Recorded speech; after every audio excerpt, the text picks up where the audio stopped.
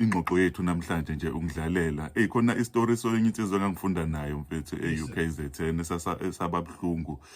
ukhuluma ngefama ayisebenza kulona ukuthi umnini ifama mfethu wayenehabit engeyinhle ukuthi wayethi njalo uma ekubona ukuthi esikoleni wenza kahle bese kunikeza ipromotion emsebenzini lo mjida wayenefama kodwa inkinga yakhe ukuthi wayehleze identify abantu abayimisele esikoleni uma ekubona ukuthi uyimisele bese kunikeza ipromotion ipromotion yayirestricta cause bekhipha esikoleni uyayibona le nto le ubethe uma ekubona ukuthi ayilona uyimisele uzoba into enkulu bese kunikeza ipromotion athi le promotion nje bese ngikunika yona ngifuna ufocus kwifama so abantu abaningi bagcina bengafikanga kwi-destination this guy isifunda naye esikoleni usene-masters mfethu into yamenza wadlubulundela uyikona ukuthi wayenephupho he had i-destination khona indawo ayifuna ukuya kuyo so le promotion ababefuna ukumnunusela ngayo wakwazi ukuyinqaba abantu abaningi mfethu babanjwe yileyo nto ukuthi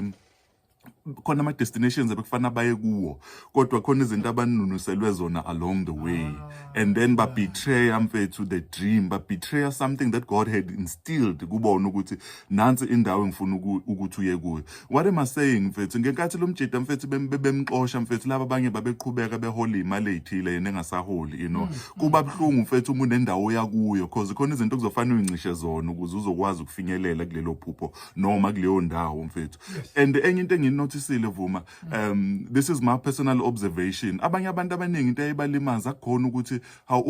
uvuma sikhule naye usephumelele thina siphumelele abanye abantu balinyezwa ukuthi bona abazazi uqobo lwabo ukuthi olwabo uhambo luyapi ngibonile Vuma abantu abaningi